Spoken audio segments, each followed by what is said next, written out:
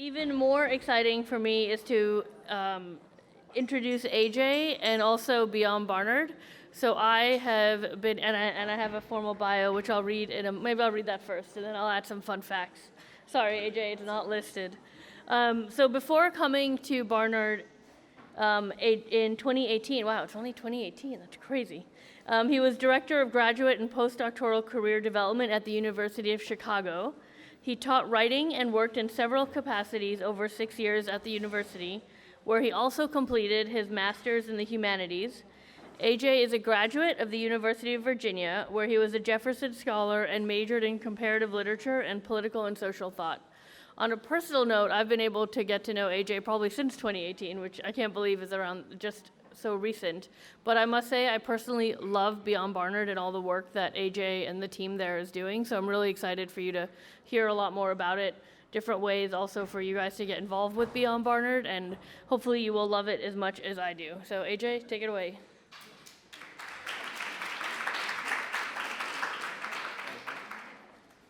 Thank you, Jyoti. Good morning.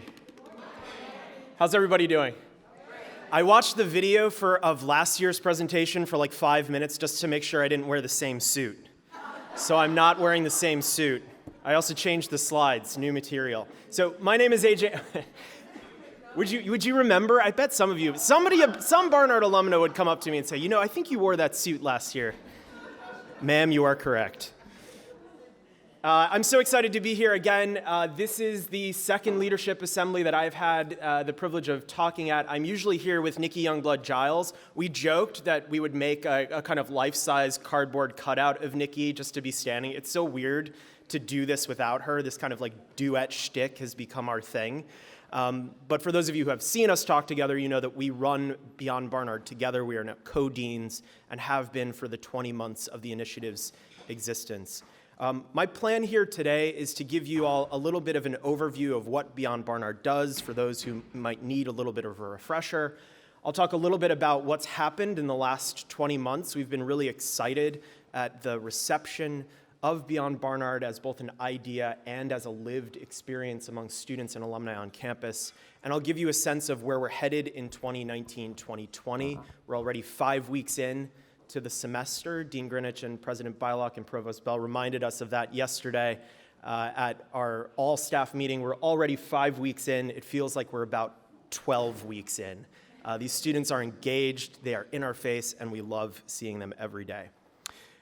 If there are questions, I would just ask, usually I take them during, I'd ask if you could just hold them to the end, and I'll try to accumulate as many as possible and get to as many as we can in the time. This should be relatively short. And also, can everybody hear me okay? Okay, great. First show of hands, who's heard of Beyond Barnard at this point? Yeah, all right. That's a much different response than last year. I'm very excited about that. So like I said, I'll start by walking through Beyond Barnard's mission, move on to some updates since we last spoke last year, so you're not hearing the same spiel as last year, and then I'll talk about what's next for the initiative this year. There are two underlying ideas for Beyond Barnard. The first is that your major doesn't dictate where you'll go after graduating from Barnard College. We have econ majors who go to manage large nonprofit organizations and advocacy organizations. We have art history majors who go on to long careers in financial services. I'm sure that some of you in this room majored in something that has nothing to do with what you're doing today. I'm sure that some of you majored in something that is still at the core of the work that you're doing every day. The important thing that we need to communicate to students is that at a place like Barnard, you need to follow your head and your heart, make decisions about what you study based on what you're interested in and what your passions are, and that if you trust us at Beyond Barnard, if you trust the faculty and the staff here in student services to support you, you're going to find something good after graduation. The second underlying idea is that there's too often a false dichotomy between the skills and knowledge that you need for success in the classroom and those that you need for success in anything that happens outside the classroom's walls. In a liberal arts education at a place like Barnard, you're learning transferable skills that have purchase no matter where you go after Barnard, whether it's more academia, industries, nonprofit organizations, government, the arts, or anything in between. And we feel it's our job at Beyond Barnard to help students understand how to articulate the value of these skills while not losing sight of the fact that there's something a little crazy about studying the liberal arts. There's something that's not instrumentalizable about studying English or French or even physics or biology, despite how often we talk about the important transferability of the skills of STEM fields. Right? We need to have real conversations with students about how what they're doing in the classroom extends to what they're doing in the world outside Barnard, and how their internships, externships, mentoring relationships with alumni, and more speak back to what they're learning inside the class. So together, this adds up to the mission that we've crafted for Beyond Barnard, which actually we rolled out just a couple of weeks before talking to you all last year. Beyond Barnard supports all students and alumni of the college as they define, pursue, and achieve success in their careers and communities. This is a really intentionally crafted mission statement. It took us about 6 months with our team and listening to a lot of stakeholders, including alumni, including faculty and staff, and of course students. And it emphasizes ownership. It emphasizes that students and alumni have their careers. They make the decisions, and we're here to guide through their process. But we're also interested in making sure that individuals are successful in their communities. We're not just a career services team. We're here to try to figure out what it means to take a Barnard education into the world comprehensively. We really do mean all students and alumni, and we think that this is one way that Beyond Barnard is differentiated from other shops that integrate things like career services, student jobs, fellowships advising, graduate school advising. In fact, in the last year, about 17% of all Beyond Barnard appointments were conducted with alumni, and that's a lot. So if alumni were a single class of students, you would be the largest users of Beyond Barnard aside from seniors, who are a little panicked. Right?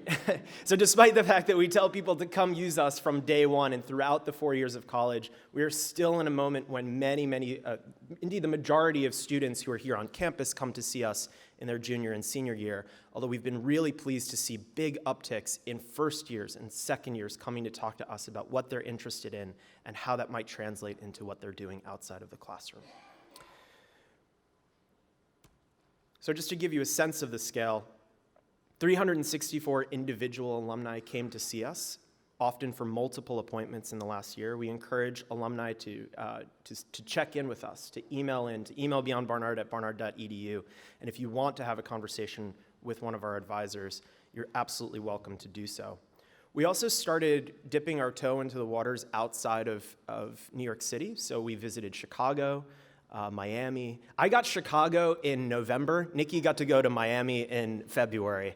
So I think when I do things like this, it's like, okay, what do you owe me?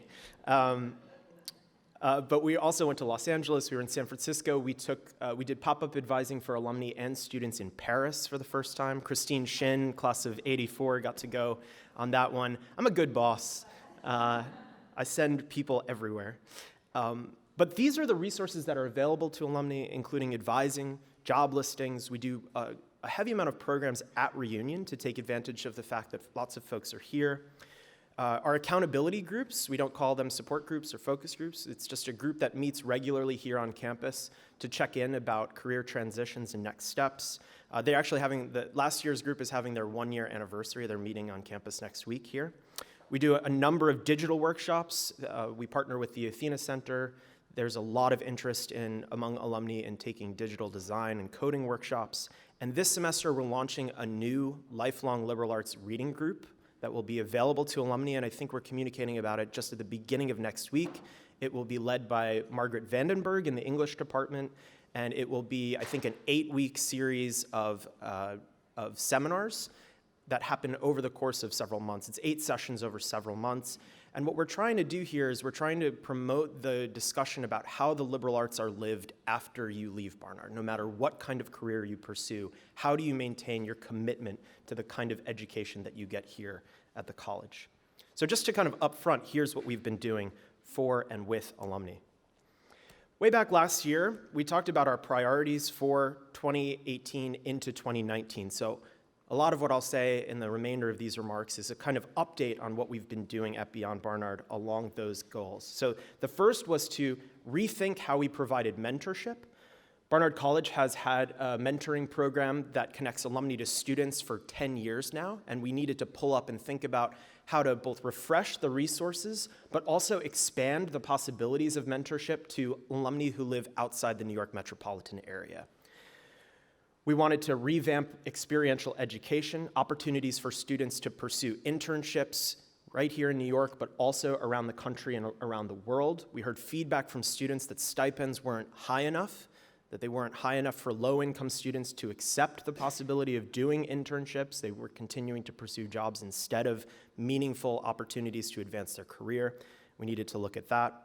We wanted to promote the visibility of options for Barnard students and demystify or kind of trouble the notion that there are traditional Barnard career paths.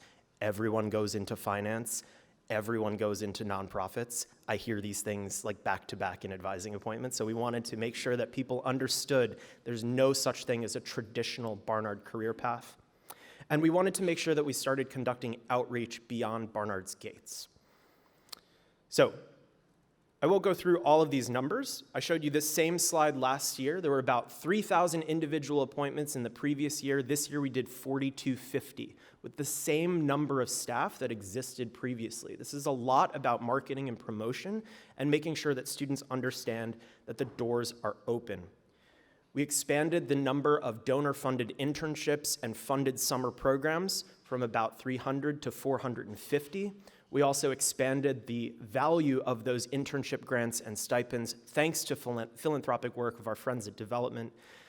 Internship awards went from $3,000 for 10 weeks in the summer to $4,000.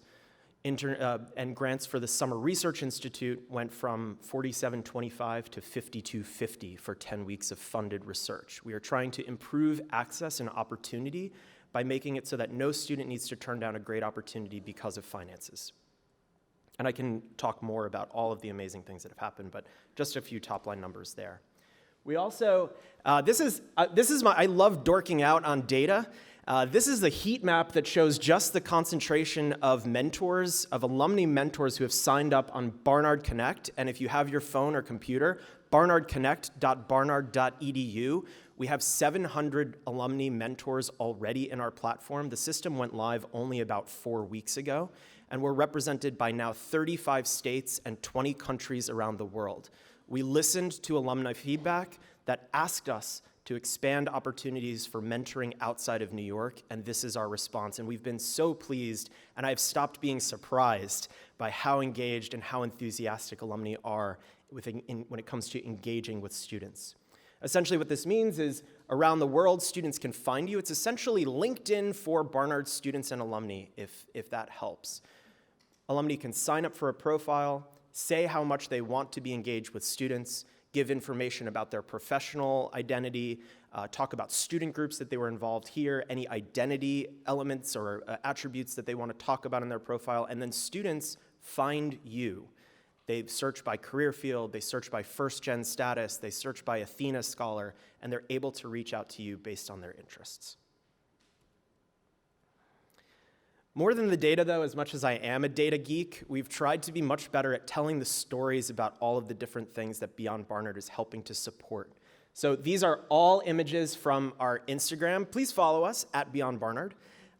We are trying to meet students where they are, and where they are is on social media.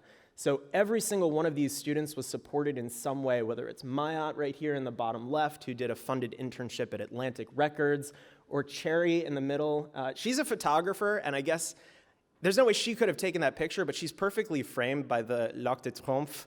And look at her head, it's like perfectly, it's like a halo. She came back from Paris, and I was like, my God, who is your photographer? And can I hire that person? So we funded her to go to Paris for the summer at Reed Hall. Anna Carlson on the top left there is one of our first post-baccalaureate fellows, working, I believe, in the Empirical Reasoning Center and Computational Computer Science Center. So we're funding students right here at Barnard's campus and around the world. Anna Korver up in the top right is at CERN. So she was working on particle physics this summer. Maddie Ducharme just graduated down in the middle there. She started off her career by connecting with alumni, and she worked first at NPR for a very short stint, and she's now already producing podcasts at Slate. So we're so psyched that this is just a hugely diverse set of things that students go on to do, and Beyond Barnard likes to think that we are there to support students no matter what they are going on to after they finish.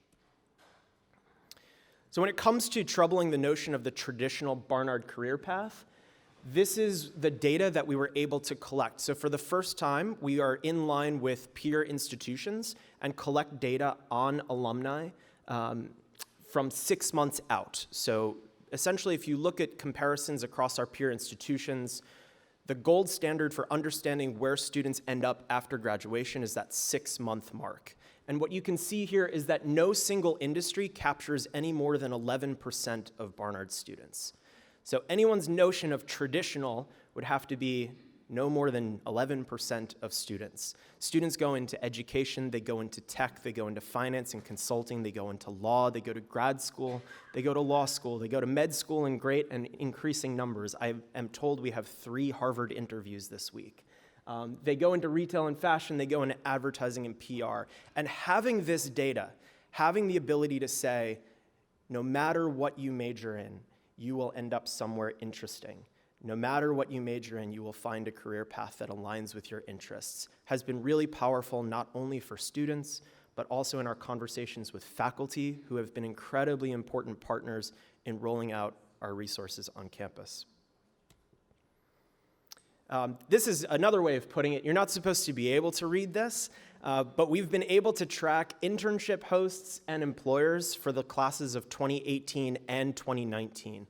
So more than 500 different organizations in graduate schools are the places where students find internships, find full-time work, and are enrolled in graduate school. Some fun facts: Columbia is, of course, the #1 graduate destination.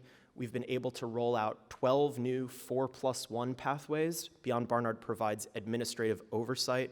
These are pathways where students can get a bachelor's degree in 4 years and have express admissions into a variety of Columbia master's programs, meaning that they can leave Barnard and Columbia in 5 years with a graduate degree and Barnard's support throughout those 5 years.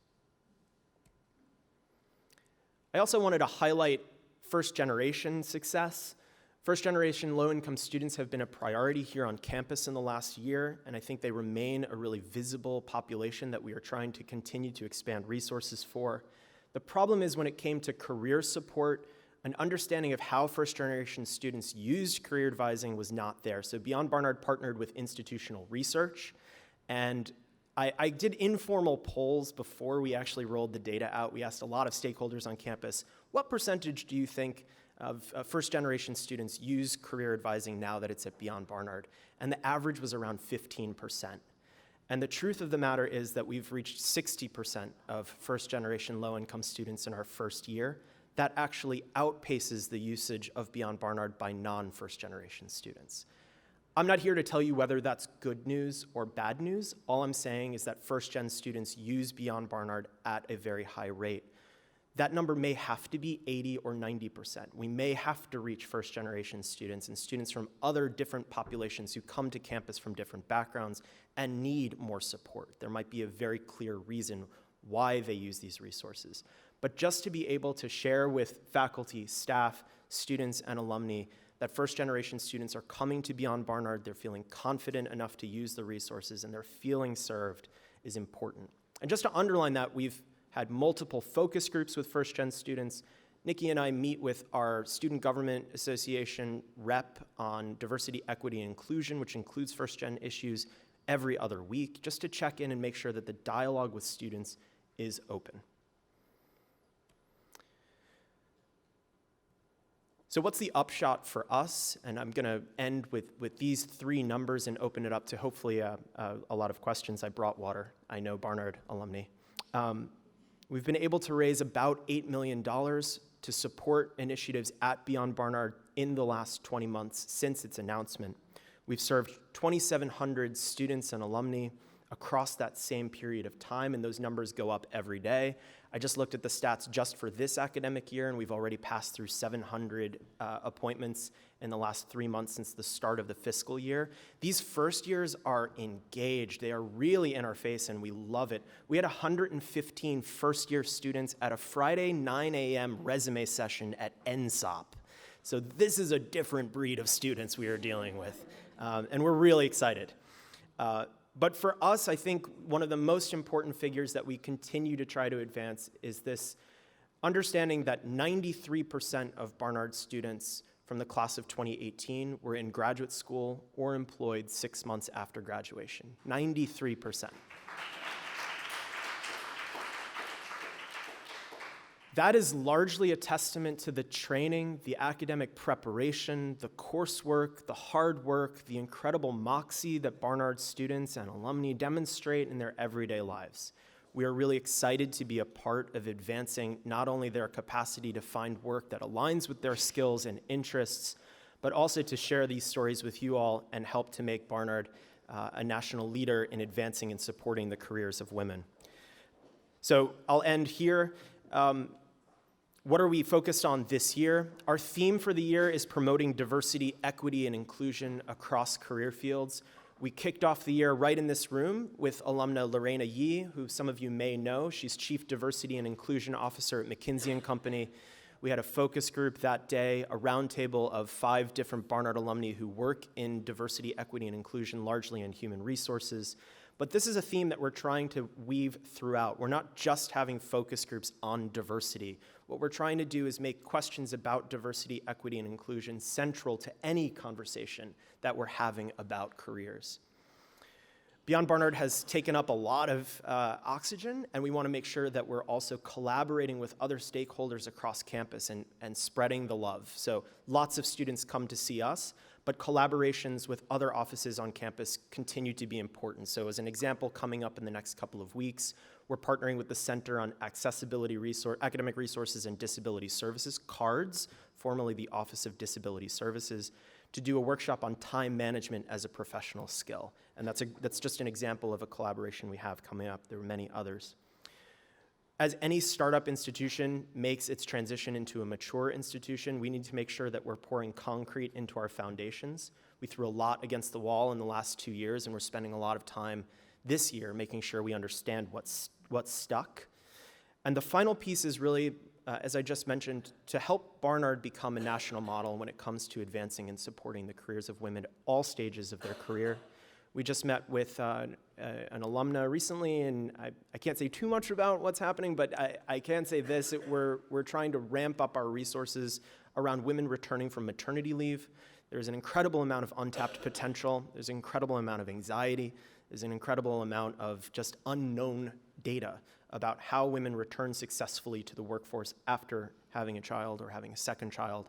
And Beyond Barnard wants to work with the Office of the President, alumni who are engaged in this work, I know many of you are, and other stakeholders, including faculty, to start leading a conversation about how we can expand resources in this important population. So I'll stop there. I promise I'll wear a different suit next year, and Nikki will be back. But thank you again so much. It's so important to us. We couldn't do the work that we do without you all. So thank you.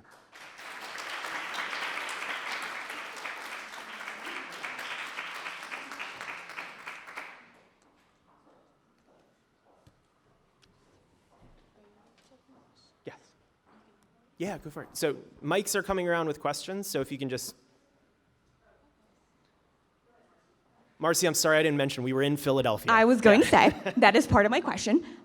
We had a great event with Beyond Barnard in Philadelphia that the alumni really appreciated and, as you know, want you to come back and do more. So I'm kind of curious as to what your office's plans are to do more of that work with alumni in different regions. Yeah, I mean, short answer, yes. We work very closely with our friends in DevAR to plan the year. We try to go where they're going to make sure that we're taking advantage of kind of concentrations. It's good, especially, if we're on the East Coast, there's always a huge concentration of folks. If we're going elsewhere, it can be more challenging, not always. I'll tell you one way that we're trying to weave our programming into outreach to alumni around the country. We're starting a program called Field Trips. We're doing it in Washington, D.C. on October 25th. And we're bringing a cohort of 10 students to Washington, D.C. They will pay 0 out-of-pocket costs. We will be connecting those students to 3 different alums who are around the D.C. area working in policy, advocacy, and lobbying. And then at the end of the day, we're doing a reception for D.C. alums. They'll have a chance to hear a panel of students talking about what's going on at Barnard right now, and then there will just be informal networking. So our plans are currently to go to DC in October. We'll be in the Boston area in the spring to connect students to alums who work in biotech. And then we're planning and hoping that we can have time this year to get out to Silicon Valley to do basically a tech field trip. So anytime we can match student travel to our travel, we love doing the dog and pony show. I can do this all day, right? But it's really good to bring students on these trips as well. They get a tremendous amount of the experience of connecting with alumni. So that's kind of how we're planning going forward.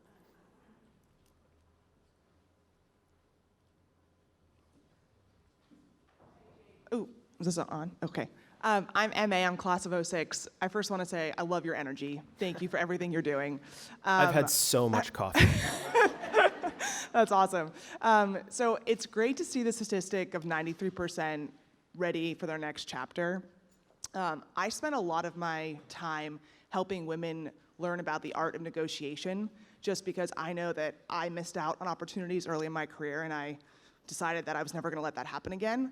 How are we helping our students prepare for that first salary negotiation or that negotiation 5 years out of graduating? Are you doing anything around that? Yeah, so thank you for that question. Negotiation is an incredibly important skill. I have been in conversation with a Columbia Business School professor, Dan Ames. He teaches negotiation to 1/3 of all MBA students at Columbia. And he has some great data. He's done a lot of research on this. Women tend to negotiate less than men. I think we know this. But once they begin negotiating, once they make that decision, they are as effective as their male counterparts in negotiations, and in certain cases even better, because of some of the skills that kind of like in aggregate women are better than men at doing: negotiating relationships, communicating needs, hearing, and facilitating, kind of finding middle ground. The short answer is we have provided access through Professor Ames. He's built a platform called Negotiable, and actually you all have access to this as well. Negotiable is a series of online workshops, videos, interactive assignments, and really helpful checklists that you can go through negotiation skills, not just as salary negotiation, but negotiation as a skill for life. Dan is great about talking about conversations as negotiations, as meetings as negotiations. And so what we're trying to do is communicate this broader definition about what negotiation is to students. So I'm happy to circulate information about how to get access to Negotiable. It's really good. What I'm pleased to say is that because of our conversations with Professor Ames, he's also built some materials specifically for negotiating for women. And we've started sharing those with students.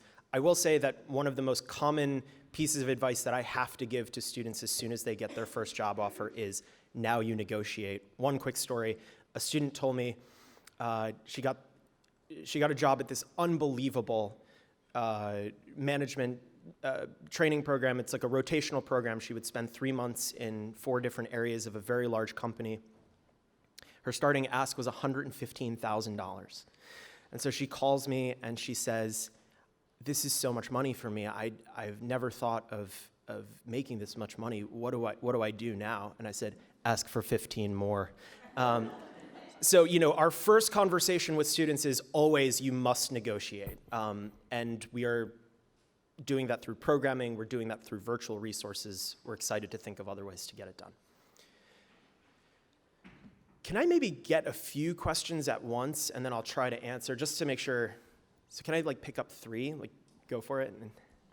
I'm Catherine Brewster, class of 1971. I first have a statement, which is I'm really thrilled by the kind of vision that of Beyond Barnard and how it seems to be actually how you're rolling out the programs and really engaging people. I'm absolutely excited about the idea of really focusing on women coming back from maternity leave. I think that is critical. It's probably one of the pieces that is results in us not having the earning power that our male counterparts have because we take leave, and they don't, for a very important part of all our lives, both men and women. So I'm really excited to hear more about that and the programs that are developed to really support, to support Barnard alum. My question is about another aspect of our life as people and Beyond Barnard, and that is in the process of becoming leaders and managers, there's a piece that I know Columbia Business School has begun to work on, which is our emotional state. Those of us that are able to be very effective managers and leaders are probably very emotionally mature. And I know Columbia has started to, in the business school, to ask their students to really ask themselves, what am I feeling? What is Beyond Barnard doing in that area of supporting our alumni in this area? Great. Can I get a couple of more? Yeah. This is you're going out of New York. Oh, wait, now? All right, you were just talking about doing a pop-up at Washington. I live in Washington, but what my question is, do you all connect with the regional clubs through alumni affairs so that you are also, because that's really critical. This is one of the things that often doesn't happen, so I'm very glad you are. So you don't have to. No, yep, definitely in DC, and Marcy is the reason we did our event down in, any regional club that wants to host should get in touch with us, but also our partners, we're working very close with alumni relations, that's easy.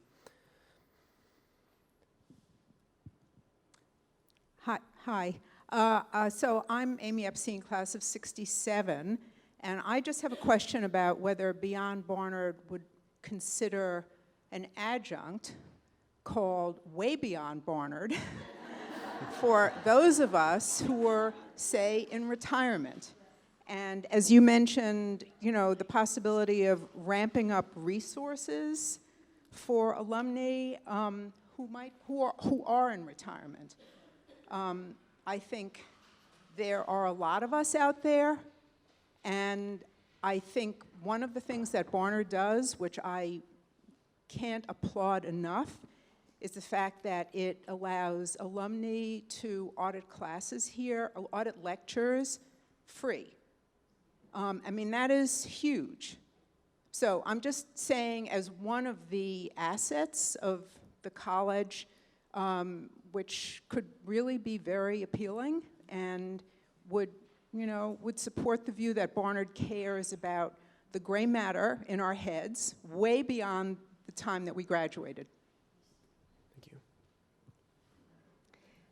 Hi, I'm Sharon Diesenhaus, class of 83. You said something great about showing people that they will be welcomed back and nurtured after maternity leave, and I'm just wondering about sort of the next step, the on-ramp, off-ramp piece. Mm-hmm. I know that things have changed a lot in terms of juggling and having it all in this generation's view of that. But I think that, at least, from my perspective, it sort of loomed as this terrifying thing, to the idea of ever being home with my children, such that I was adamant that I would never do that because it was just too terrifying to figure out how to get back. And then circumstances were that I had to. And now I'm thinking I have no idea how to sort of reintegrate. And so I think both selfishly for us, but also for the kids, to be able to see that there is a continuum that's not scary if they choose to divert. So let me pick up some of these. So I want to talk about kind of like emotional intelligence, emotional skills, emotional well-being. I'll say that for the moment, the way that we are engaged in questions about students' emotional, psychological well-being has to do with Feel Well, Do Well, which I'm not sure if you all have heard of yet or will get a talk about, but Feel Well, Do Well is the newest of the president's initiatives on campus this year, really thinking about how we can all work together as a community to make sure that students' entire well-being is taken care of collectively. So what do we mean by this? I mean that our peer career advisors, we have 10 students who are trained to work with their peers on job documents, interview preparation, career exploration, And many times they are the first person that a student meets at Beyond Barnard because it feels safe to come and talk to a student, a fellow student, as opposed to a staff member. They were all trained on identifying signs of mental health distress, so emotional difficulties that students are having in college. We recognize that for many students, thinking about one's career can be anxiety-producing, and we are hoping that by helping our peer career advisors, but also our staff understand signs of potential anxiety and distress, we can diminish that anxiety. We think that getting students focused on the future in a productive way frees up psychological bandwidth, if you will, to perform at their best in class. And so we're thinking about this right now from a self-care perspective for our students and alum advisees. But I can certainly see, we're talking with the business school right now about doing a boot camp, essentially a 4-day crash course on business school during spring break. Barnard students don't go anywhere for spring break, they stay right here. I'm like, I would be in an island. But they stay here in New York because New York is awesome. Gosh, that's right. Isn't everything kind of an island? But Manhattan definitely is. But so I'd love to bring up with the Columbia Business School whether it's possible to think about some intentional training on some of the leadership skills that you're talking about. I think that's a great idea. To the point about retirement, I think it's a really interesting and challenging population for a traditional career center to try to address. And I think that Beyond Barnard is probably distinctively prepared to engage in that conversation. I think we're not there quite yet. I think that it's part of this commitment to lifelong learning and engagement and thinking about the entire person that we need to get to. It's certainly something that Christine Valenza-Shin on our staff is just constantly thinking about you all. She's class of 83. She's constantly thinking about how we can innovate in spaces for alums that are, a little farther out than the typical advisee that we see. But I'll tell you, we're not quite there yet. I will say it would be interesting for you all to hear from the Athena Center about their financial fluency programming. There's a lot of programming coming down the pike on preparing students for financial literacy and fluency. I think it would be really interesting to think about finances as a retired individual. I think there's a lot of questions, concerns, anxieties about that particular element about being retired. But I do think there's also, and this is part of what the reading groups are hopefully going to be about, is bringing people back no matter whether they're working for a decade or whether they're retired, but coming back to campus and engaging with faculty and students about the liberal arts, about the core of the Barnard experience, and connecting that to the work that Beyond Barnard is doing. And in terms of on-ramps and off-ramps, I'll tell you right now where we're at is advising. We cannot get our fill of advising alums, and we want to make sure that as many of you all can be our mouthpieces to your friends. Mary is, I don't know if she's getting compensated somehow for referrals, but she's, right. So we certainly welcome, some folks may very well be in a situation where they feel, we experience this a lot, where folks feel a little uncomfortable about reaching out to us on their own. But with many alumni referrals, what happens is an alum will just connect me or connect Nikki to someone who's going through a career transition. And often that little push is enough to get them in the door for advising. And I would say that right now we're meeting the maternity question, we're meeting the family planning question, the on-ramps and off-ramps at reunion programming and in individual advising most effectively. Our plan in the long run is to work with city stakeholders, New York City government, also with BCRW, the Barnard Center for Research on Women, to try to put together white papers on what we can do next. For me, as a leader of an initiative, my first move is always to collect information before we do anything. That's why we did so much data collection from the first day that we were running Beyond Barnard. I think more needs to be learned about this, but for right now we're triaging and we do a heck of a lot of individual advising. So please be advocates for us. Please encourage your friends who might be experiencing career transition moments, or even yourself, to reach out and get engaged, because we're here to help on that individual level. Okay, I think I got through everything. Yep, go for it. Hello, thank you for everything. I hope everybody could hear me. My name is Gina Einstein. I'm the class of 1959. And I'd like to mention that, somebody else asked about retirees, but there is a group, the Project Continuum, that I'm on the committee of, and that I'm on their committee. And it's not for retirees. It includes, of course, people who are out of college about 30 years or more. And a lot of those people are working. But there are a lot of various activities that we're planning right now. And I'm not sure everybody's aware of us, but we are quite active, and it's really a great committee, and we're doing some very interesting programs. That's great. Thank you. Hi. So I'm Sherry Katz-Barnard. I'm class of 73. So the challenge that I'm facing right now is ageism. I'm not retiring. I want to slow down, so my negotiating skills are really at the forefront now. I built my own empire. I love what I do. I don't want to leave it, but I want to negotiate myself into a position where I can continue to do what I love to do and find a way to continue to do it to my own benefit and to the benefit of my institution, which happens to be Columbia. My negotiating skills are right. This is what I need to do. So please do not lose track of that piece of information. I need that course. I need those online resources. But that is a stage of life. Ageism is real, and it starts when there's any snow on the roof at all. And I gave up trying to hide it because I hated the skunk line, but that's my issue.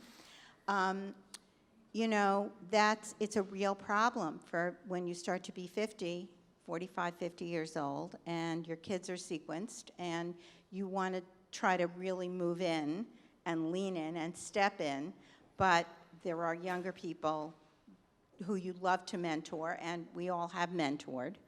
But the people from above are not so interested in that piece of your activity. They're interested in other aspects of your productivity, and you want to negotiate for those kinds of things. And I think that's an enormously important piece if you're looking for something to do some programming about. Thank you. Okay. My name is Eileen Fish, and I just want to follow up what Gina said. I'm chair of Project Continuum, which is a mighty committee of the AABC. But because of all the comments that are coming out, I would propose to you that Project Continuum and Beyond Barnard work together to do a program. I don't know exactly when. It may even be in the next calendar year. But I think that, I'm class of 67, by the way. I think that it's something that would pull together maybe the more senior alums, which works with communication, works with fundraising, and works with doing something for the alums who in turn do a lot for Barnard and may continue to increase. But I think that if it's not Beyond Barnard, I'm not quite sure what not the Athena Center and finances. I don't think that's what we're talking about. I think we're talking about our brains and our continued energy and all the things that go along with that. People are living longer. As my mother said, 95 is the new 90. She, unfortunately, she died just about 2 years ago this weekend at just about age 100. So, but there's something to it. Project Continuum, just this year, we're having class of 72 alums, Sigrid Nunez, on October 30th. Here, she's a National Book Award winner, so I invite you all to come. PR isn't out yet, but I want everybody to know about it. And we're doing vital things, but I think that to address this issue is of vital importance, and I think Project Continuum is the right alumni group to do it, and I think Beyond Barnard is at least one constituent group on campus that should work with us to put a program together. Easy, let's do it. Done. Done. We got time for one more here. Thank you. As a young alum, I'm class of 2013, I would also encourage you to reopen the signups for all of the opportunities that you have for alumni to be involved, because I think coming out of events like this, for us to be able to encourage our classmates that as they're thinking about Giving Day, in addition to giving their money, giving their time through all these initiatives. I know that it's always a challenge because alumni, for admissions, they recruit right in like August, September. You guys recruit in August, September. But by the time we get to this event, when you have a lot of people here who would love to be able to extend these opportunities to our peers, those opportunities are already pretty much closed for the year in many cases. So if you could reopen those signups, that would be a huge boon. I also would put a plug that for the Barnard Connect portal to make for young alums it possible to be both a mentee or a mentor, because there are so many young alums who would really benefit from having that resource, as you said, the LinkedIn for Barnard. So I'll just respond really quickly to this. So first of all, Barnard Connect, if you do want to volunteer to be a mentor, is open anytime. So if you're not already signed up on the platform, we'd really encourage you, if you're interested in mentoring students, again, it's barnardconnect.barnard.edu. To the question of alum to alum mentoring, that is the next step of the rollout. And actually, as you're talking and as everybody's making these comments about alums who've been out in the workforce and are maybe retired, I'm getting a better sense of we need to accelerate the process towards which we get to alum mentoring. That's really just a stage 2 rollout. We had no idea we'd have 1,500 people in our system by week 5. We're incredibly pleased, but we're really dealing with the backlog of demand and the student conversations that are happening. But it's coming. And just to say, we get about 700 to 800 volunteers in that initial push when we call for volunteers, and we're so enthusiastic and excited to get that energy from alums, but we also want to make sure we're managing expectations and involving as many of that first wave as possible. That said, if you are interested in volunteering with Beyond Barnard, really there's no way that we never close our inbox to volunteers, so please just email us at beyondbarnard@barnard.edu. That's just me, Nikki, and 2 other people. You will get a response rather quickly, sometimes at 2 a.m. after my 4th evening coffee. But we always welcome, and at the very least, we want to acknowledge that the energy is out there. We get that you all want to be involved, but we also want to make sure that once you've expressed that there's a real place for you and that you feel welcomed into the Beyond Barnard community. I'm into promising adequately and then over-delivering, as opposed to saying, yeah, come on in, and then nothing happens, which doesn't help anybody. But we're working on the alum-to-alum mentoring. I'd love to connect about Project Continuum. That sounds like a great program we could do at some point during this year, potentially even at reunion. Thank you for that idea, and I am at like 46 minutes, so I'm done. But thank you all so much.